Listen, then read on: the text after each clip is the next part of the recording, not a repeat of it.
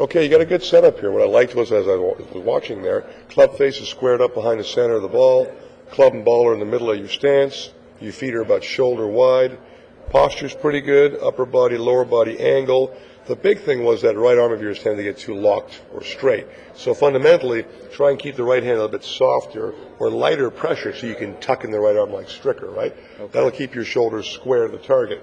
And the other thing was, try to make sure that club head of yours is always lightly hovered, almost floating on the ground surface, not weighted or pushed into the ground so you don't get snagged or have to pick it up abruptly to avoid that from happening. Everything else, like I said, looks pretty good. We're going to watch your swing as you take it away from the ball, and you can see how the club initially slides back with your arms, okay? So if your arms and wrists take the club back, you're almost kick-starting. If you try to turn your shoulders back, this arm is going to restrict that, so you have to start it with your hands. Okay, so you start it with your wrist, then you pick it up, set it on a pretty good plane, though, and as you continue back from that position, look how your legs spread apart. That's a telltale sign that your hands and arms are taking the club back. Okay. If we end up turning our shoulders back, right, the lower body can stay tighter, as you can see with Stricker here.